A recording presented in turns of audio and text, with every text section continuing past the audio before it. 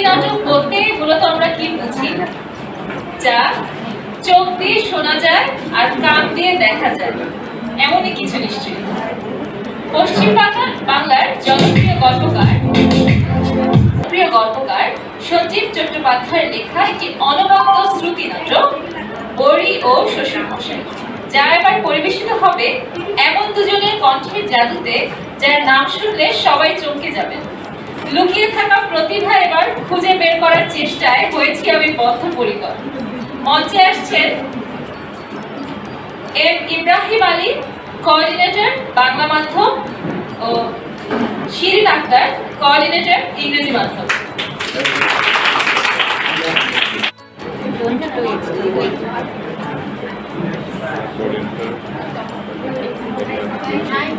করতে পারি সেটি আপনাদের সামনে উপস্থাপন করার চেষ্টা করছি। এটি আসলে আমাদের প্রত্যেকের দাম্পত্য কলহের একটি পরিপূর্ণ চিত্র আমরা উপস্থাপন করার চেষ্টা করছি।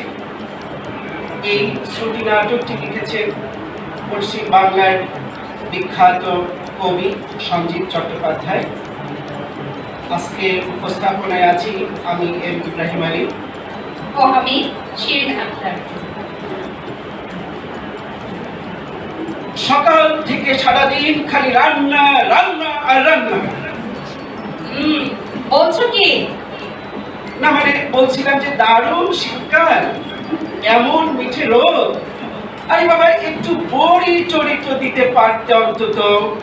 বড়ি টরিটা দিতে পারতো অন্তত। হুকুম করা?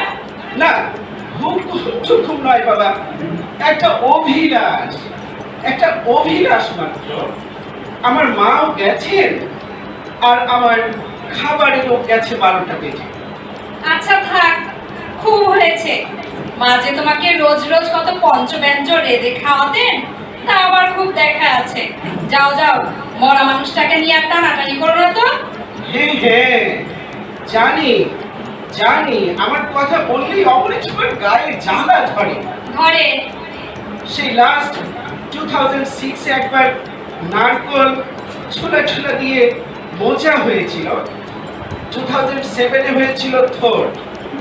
তারপর থেকে লাগাতার চলছে ভাত, ডাল, আলু ভাতে মাছের ঝোল, আলু ভাতে ভাত, ডাল। একেবারে ঘেন্না ধরে গেল যে। আমারও। হ্যাঁ, এই আমারও যা হবে, সঙ্গে সঙ্গে তোমারও তাই হবে। শুধু হবে না, একেবারে ডাবল ডোজে হবে। দেখো, কেঁচো ঘুরতে যেও না বলে দিচ্ছি। সাপ বেরোবে, সাপ। আচ্ছা, খাচ্ছ, খেয়ে যাও। বলি মোচা, নারকল, থোড় এসব বাজার থেকে না কিনে আনলে আমি কি জন্ম দিব? দেখেছো একটা টেনিস বলের মতো আলু ভর্তা পাতে ছুঁড়ে দিয়ে চলে গেল। বলটা পিছে পড়ে এক হাত আঘাতে লেপড়ে চলে গেল। মাছ ভাজা হয়নি গো। বসো, ভেজে দিচ্ছি। এই শোনো না, একটু কথা বলি। তাড়াতাড়ি বলো। গর্ভে মোছা ধারণ করতে গেলে কলা গাছের বীজ চাই, সে কথা আমি জানি। কিন্তু ওই 3 বস্তু বাজারের থলি থেকে বেরোলে তোমার মুখটা একেবারে তেলো হাড়ির মতো। আরে বাবা, তোমার ড্রেসিং টেবিল নয়, ঘাড়ে পাউডার, পেন্সিল, কপালে কুমকুম। আরে বাবা, মোচা ড্রেস করা হচ্ছে আর্ট। সে আমার মা জানতেন, আমার মা। হ্যাঁ, তোমার মা সব জানতেন। কোবরেজের মেয়ে ছিলেন তো, শেকড় বাকড়, পাতা ঘাতা, কচু গেছু। আর তুমি কি? তুমি অ্যালোপ্যাথির মেয়ে।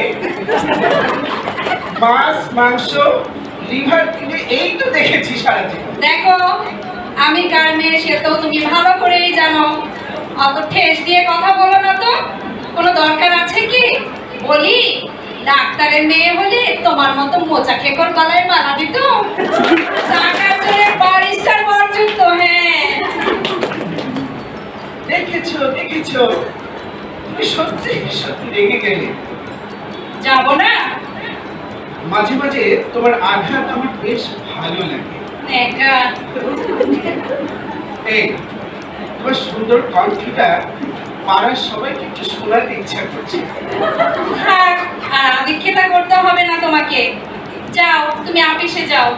যা থাকে বরাতে সারাদিন বসে বসে পড়ে দিব আর কি। কি এমন হাতে ঘোড়া ব্যাপার শুনি? ডাল বেটে নুন দিয়ে ফেটিয়ে একটা সাদা কাপড়ের উপরে টুপুস টুপুস করে পেরে যাও, তাই তো? তা সমস্যাটা হলো নাক নিয়ে। না উঁচু উঁচু না হলে বড়ি দেখে না উঁচু মানুষের তো মন ভরে না। হাবড়া নাকি মেয়ে যেমন বিয়ের বাজারে অচল, চ্যাপটা নাক করেও তেমনি সমজদারের সমালোচনার বস্তু। কিন্তু শঙ্করের মা বলেছিল, আজ হবে নিকো প্রতিধ্বনি, রাতে ডাল ভিজিয়ে রাখতে হবে, সকালে পরে বাড়তি হবে, কাল রবিবার ছুটির দিন, কাল দেখা যাবে। আজ রবিবার, কি গো ডাল বাটা রেডি? রেডি। তাহলে এবার যাও, শীতের রোদে পিঠ দিয়ে জোড়া কাটা শাড়ি পরে ছাদে বসে বসে দড়ি দাও। এই শোনো, লোকে শুনছে, শোনো। কি?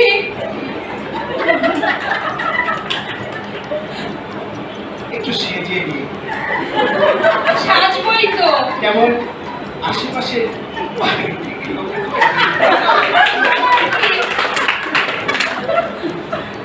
না বলছি, ওই একটু সেজে উঠে গেলে ভালো হতো। সাজবই তো। হ্যাঁ, এই শোনো, তোমার এই ধুতিটা নিচ্ছি। কেন কেন কেন? আমার এই নতুন ধুতিটায় তোমার চোখ পড়লো কেন? পরে দেবো তো। আহ, বড়ি, হ্যাঁ, আমার আমার ধুতি যে মামার বাড়িতে গেছে, নিজের নতুন শাড়িটা নিয়ে যাও গো। আজকে না, আমার আর পরে নতুন শাড়ি নেই। তোলা শাড়িগুলোর অনেক দাম, এক একটা 500-600 করে। সোনার বড়ি হলে না হয় দেওয়া যেত, ডালের বড়ি তোমার ফুল হয়ে দেওয়া না ছাড়া আর করবোটা কি? তাহলে বলি কি, হ্যাঁ গো, ওই বিছানার চাদরে দাও। কিসে কিসে? বিছানার চাদর। ছি ছি ছি ছি ছি ছি, পবিত্র জিনিস নিয়ে টানাটানি অবশেষে বলে কিনা বিছানার চাদর। আরে তোমার তো কোনো ভয়ই নেই। বড়ি খুলে নিয়ে খেচে দিব, তাছাড়া ইস্ত্রি করে দিলেই তো যেমনি নতুন তেমনি হয়ে যাবে। সবসময় আমার পিছনে লেগে থাকা তোমার অভ্যেস হয়ে গিয়েছে। তোমার ধুতিটা তো পরেই থাকে, সারাটা জীবন শুধু শার্ট প্যান্ট পরেই গেলে। আরে হুজুর যখন তুলেছো, রাজি না হয়ে উপায় আছে? বেলা 3টে নাগাদ আমার এই কাঁচি ধুতির উপর থেপড়ে থেপড়ে সার সার বসে গেল বড়ি। তেমনি টিকলো নাক অবশ্য হলো না। ওই শুনতে পাচ্ছি শঙ্করের মা জ্ঞান দিচ্ছে, ভগবানের দৃষ্টিতে বৌদিটি কত নিখুঁত। ও বাবা, মানুষের হাতে কি সব সমান হয়? পোড়াপড়ি নাক ধরে টানাটানি করনি, জন্মের পর মানুষেরই নাক ঠিক হয় না? এ তো ডালের বড়ি।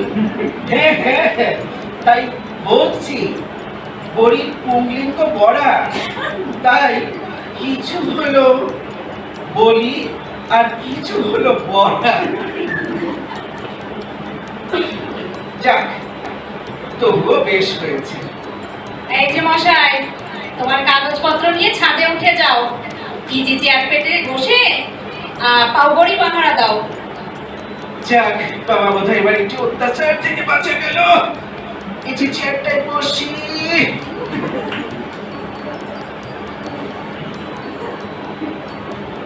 কিছু দূরে সত্যাগ্রহের মতো বসে আছে সার সার বড়ি।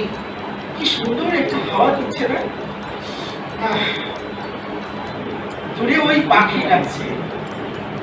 এই পাখিটা কয়েকবার ডেকে চলে গেল, কাক কাক করছে, কাক কোথায় ঠোকরাতে আসছে। এই হ্যাঁ হ্যাঁ হ্যাঁ, সারা সারা আমার বড়ির দিকেই আসছে। একটা কাজ করে যাক, তাহলে আমি চোখ বুঝে বড়ি পাহারা দিই আর একটু ঘুরে নিই। ও মা গো মা,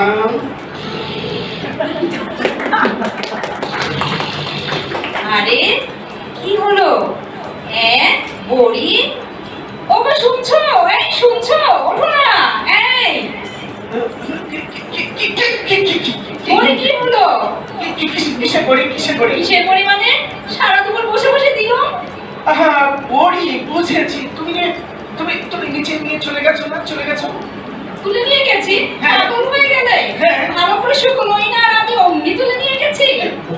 ভৌতিক ব্যাপার নাকি? আচ্ছা রসিকতা করছো? আর কেউ আসছিল? আর কে আসবে? বলি না তোমার প্রেমিকা আসছিল কিনা? কিসের জন্য আসবে তোমার এই পোড়া ছাদে? কিন্তু কাকে তো এত ক্ষমতা হবে না যে 10 আর দুটি টেনে নিয়ে গিয়ে পালাবে। হবে গো, সব হবে। আজকালকার কাকেদের সব ক্ষমতা হবে। একসাথে 100 কাক ঠোঁটে করে তোমার 10 হাতে দুধি নিয়ে গেলে, উড়ে চলে গেলে, এ সবই সম্ভব। আরে কি? ওই দেখো আম গাছে ওটা কি ঝুলছে।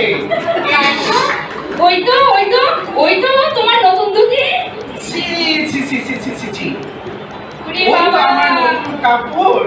আচ্ছা ওখানে গেল কি করে বলো ওরে তো? বাবা, কি করে গেল বলো তো? আচ্ছা কিচ্ছু বুঝতে পারছি না।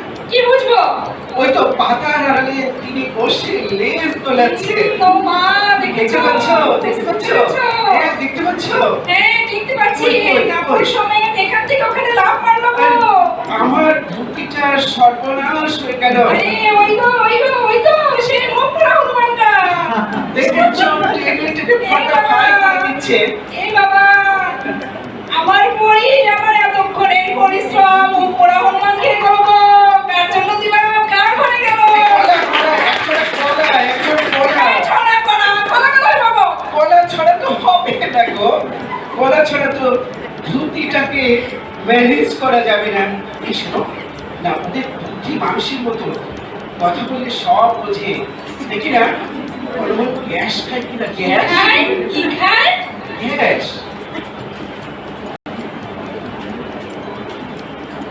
হনুমান গ্যাস খায় কিনা দেখি। তুমি বলো আমার সঙ্গে সঙ্গে, ঠিক আছে?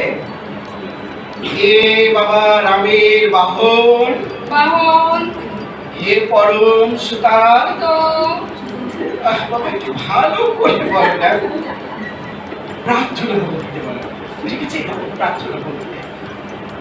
হে বাবা রামের বাহন, হে বাবা পবন সুত, বাহন সুত, হে বাবা পবন সুত। বাবা গান্ধীজির চেলা যে ভগবান হনুমান। হে ভগবান ও হনুমান, হে পবন সুত, হে পবন সুত। এই দেখ, তোমার এই হনুমানের কোনো সম্বন্ধের লক্ষণই দেখা যাচ্ছে না। হ্যাঁ ঠিক আমার শ্বশুর মাতার মতো একদম। কি বললে তুমি? ওই তখনই বলেছিলাম তুমি কাপড় দিও না, কাপড় দিও না। হলো তো? কে কে বলবে বলো, নাম দিচ্ছিল শুনি। ওমা ওই যে আমার শ্বশুর মশাই না কাঁচি ধুতে করে নাম খাচ্ছে। দেখো ভালো হবে না বলে দিচ্ছি। যা ইচ্ছা তাই বলে যাচ্ছ। ওই বাদরটাকে তুমি আমার বাবার মতো বললে। আমি আচ্ছা আমি কি তাই বলেছি? হ্যাঁ বলেছো, আমার বাবার মতো বলেছো। এই এই লোকজন তো দেখছে। এই শোনো শোনো, তুমি কথাটা বুঝতে পারোনি। আমি বলেছি এক মেয়ে। একগুয়ে নিজে কি শুনি? একগুয়ে কে? বড়ি খাবো বলে কে করেছে? একগুয়ে একবার যাও শ্বশুরের মতো একগুয়ে জামাই গাছে উঠে দোল খেতে খেতে বড়ি খাও, কিচ্ছু বলবো না। বড়ি আঁকলাতে পারো না, নাক ডেকে ঘুম। কে বলেছে তোমাকে ঘুমাতে? কেন তুমি ঘুমাবে? ঝগড়া করছো? মাত্র হপ্তায় একদিন ছুটি, সেটাও দেশে তুমি মাটি করে। এর উপর রয়েছে মাইলস্টোনের ঝালা। এই যে অ্যাসাইনমেন্টের জন্য ম্যাডাম এসে বসে আছে। উফ, তুমি ঘ্যান ঘ্যান করে কথা বলে যাচ্ছ। অনেক হয়েছে, অনেক হয়েছে। এই দেখছেন তো কেউ? নিচে চলো। যাবো না।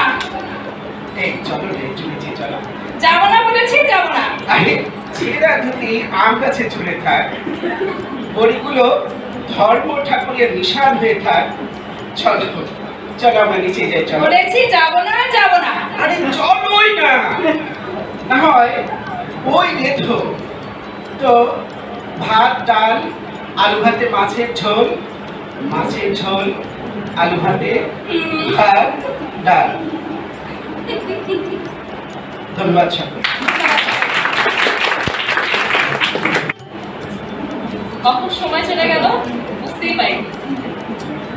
তবে এখন থেকে আমরা জেনে নিলাম যে আমাদের কোঅর্ডিনেটর বৃন্দ তাদের অনেক প্রতিভা আছে, তবু তারা সেটা লুকিয়ে রাখেন। এখন থেকে আমাদের দায়িত্ব হচ্ছে সেগুলো টেনে টেনে বের করা। আচ্ছা, এই শ্রুতিনাট্যের মন্ত্রমুগ্ধ হয়ে এবার সত্যি সত্যি আমরা জাদু শিল্পে চলে যাব। এবার আমাদের জাদু শিল্পে মন্ত্রমুগ্ধ হওয়ার পালা। তার মানে বুঝতেই পারছেন আমাদের রয়েছে জাদু শিল্পী। এবারের আয়োজন একটি বুদ্ধিমত্তা আর হাতের কারসাজির খেলা, যেটি পরিবেশন করবেন